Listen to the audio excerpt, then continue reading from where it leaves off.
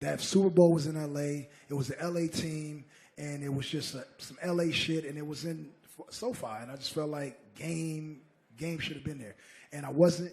And yeah, that shit definitely did hurt my feelings, so I just took the shit out on M. There was a record, man, the We Ain't record with M, and I remember you were saying, like, back then, you were just a little intimidated from the MC standpoint. I mean, because, number one, it was, you were supposed to.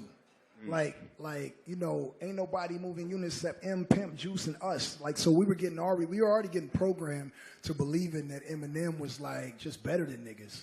And I thought that too. And it's not that Eminem is not a legend and he not classic in his own right. It's just that when I go back and I listen and I really break shit down and I see how he approached his career and the avenues he took and Dre's, you know, mentorship over him and you know, just everything collectively that happened, like it was kind of easy for M to come to prominence. And he was white. You know, white privilege is a thing even in hip hop. So yeah, so like I thought he was a lot better than me, but me knowing myself and everybody can disagree. Like Eminem is not a better rapper than me. Like just rapping, I perfected this shit.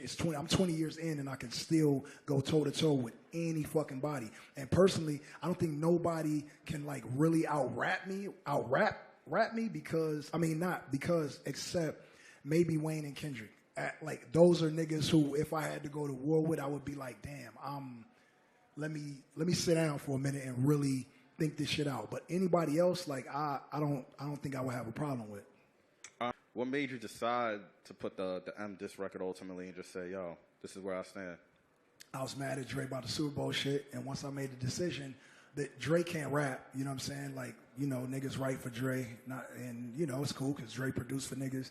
50 is doing shows. He can't out-rap me, so ain't nobody else to go at. This is Pure Eyes. 50 Cent out-rapped you on How We Doin', hate it or love it. Legit, no one remembers your versus game. That's a fact.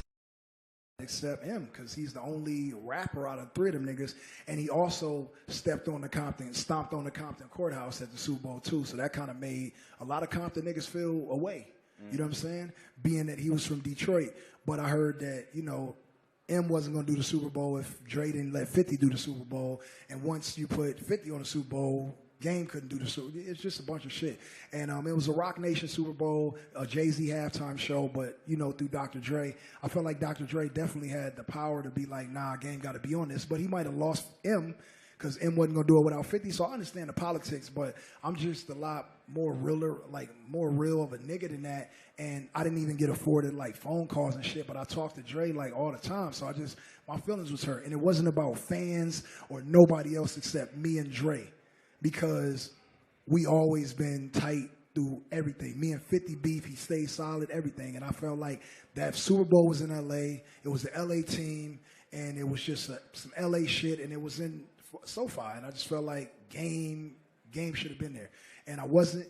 And yeah, that shit definitely did hurt my feelings, so I just took the shit out on M. But not on, no, I'm going to whoop Eminem ass when I see him. Right. Just on some like, let me just poke the bear real quick and do some shit for hip-hop. Plus, this shit be mad boring. Niggas, every time niggas beef these days, they want to kill each other. Like, it ain't used to always be like that. You know what I'm saying? And the untimely demises of both Big and Pac, which was tragic, unfortunate, and two of the best MCs lost their lives to some bullshit that neither one of them really wanted to end that way. They wasn't trying to die in that. And if you think about Biggie and Pac's ages, when they died, they was 24 and 25 years old. I'm 42. Me thinking back to a 25-year-old, how far along hip-hop and mentally they were, them niggas was wearing suits and hard bottoms and like grown as fuck, but really 24 and 25. So it's like these days, man, it's cool to be competitive in rap. It's like Floyd Mayweather, when you about to fight, you know, when you're young and up and coming, and you know Floyd is like 47-0, and